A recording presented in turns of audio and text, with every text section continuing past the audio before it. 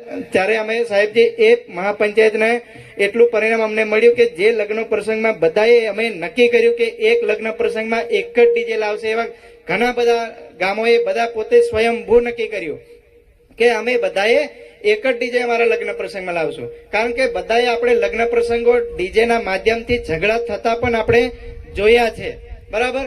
તો આ મહાપંચાયત દ્વારા આપણે આપણા ઝઘડા કઈ રીતે ઓછા કરી શકીએ, આપણા ડીજે ને કઈ રીતે ઓછું કરીએ કે આપણા સમાજના ખર્ચાઓ જે થાય છે એને કઈ રીતે ઓછું કરીએ કે આપણા સમાજનું શિક્ષણ જે દિન પ્રતિદિન કથળતું જાય છે એને આપણે કઈ રીતે ઓછું કરી શકીએ છીએ, આપણા સમાજના દીકરા દીકરીઓ જે ખરાબ પરિસ્થિતિમાં જે ખરાબ રસ્તે ચડી જાય છે એને આપણે કઈ રીતે પાછા વાળી શકીએ છીએ, આપણા સમાજમાં જે ઘણી બધી હરીફાઈઓ ચાલતી હોય છે, જે એકબીજાને પાડી દેવાની હરીફાઈ ચાલતી હોય છે, પણ આપણે આપણા સમાજમાં એકબીજાને આપણે ખભેથી ખભો મિલાવીને કઈ રીતે આપણે એને મદદ કરી શકીએ અને આપણે પણ આદિવાસી સમાજ જે અન્ય સમાજની હરોળમાં પણ આપણે કઈ રીતે આમાં જીવી શકીએ, રહી શકીએ.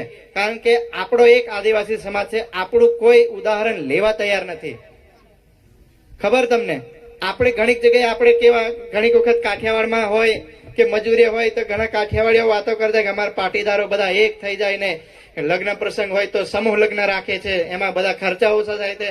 તો એવા સમાજોનું આપણે ઉદાહરણ લઈએ છીએ, બરાબર. તો એ સમાજનું ઉદાહરણ આપણે લઈએ છીએ, તો આપણે કેમ આપણા સમાજનું ઉદાહરણ બીજા સમાજો કેમ ના લઈ શકે? આપણે બધા ભેગા થઈને સામૂહિક શક્તિ ભેગી કરવાની છે આપણા આદિવાસી સમાજને. ત્યારે આપણે આપણું ઉદાહરણ કઈ રીતે લઈ શકે, કોઈ પ્રસંગમાં આપણું કોઈ એવું ઉદાહરણ નથી કે જે આપણને જોઈને કોઈ બીજો સમાજ કામ કરી શકે છે. આપણું એક જ ઉદાહરણ પૂરું પાડ્યું છે, નાચવા કૂદવા ખાવા પીવામાં જ.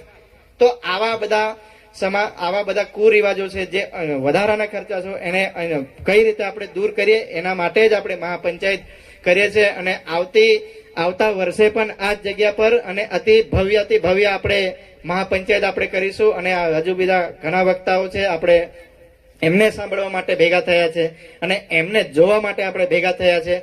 બાકી ઘણી વખત આપણે ભેગા થઈએ કે રાજકીય પાર્ટીઓમાં ભેગા થતા હોય છે તો કોઈ સાંભળવા તૈયાર થતું નતું, કોઈ સાંભળવા કે કોઈ કહેવા માટે તૈયાર નતા થતા. તો એવા આપણા ઘણા બધા મહેમાનો છે, એ મહેમાનો હું ખૂબ ખૂબ સ્વાગત કરું છું. અને કિંમતી સમય બગાડીને ઘણા કેવું કે લગામી કેવું ગામ હશે, ક્યાં આવ્યું છે એવું બધું પૂછતા હતા. આ અમારું લગામી ગામ છે, જે એક મહાપંચાયત દ્વારા અમે સમાજને એક એવું ઉદાહરણ પૂરું પાડવા માંગીએ છીએ કે લગામીમાં મહાપંચાયત થાય છે તો અન્ય સમાજમાં કેમ નહીં, અન્ય વિસ્તારોમાં કેમ નહીં, અન્ય લોકો કેમ નહીં. તો આપણે બધા આ મહાપંચાયતના ઉદાહરણ થકી આપણે આપણા સમાજને કઈ રીતે જે દૂષણોમાં, કુષણોમાં, વ્યસનોમાં, ફેશનોમાં જે જાય છે એને આપણે કઈ રીતે પાછળ વાળીએ કે એના હેતુથી જ આપણે મહાપંચાયત કરીએ છીએ. અને મારા સ્ટેજ પર ને મારા લગામી ગામે અને મારી મહાપંચાયતમાં આવ્યા એ બદલ તમારા તમામ મહેમાનોનો અને નામી અનામી નીચે ઘણા સરપંચો, ઘણા તાલુકા પંચાયત સદસ્યો, જિલ્લા પંચાયત સદસ્યો,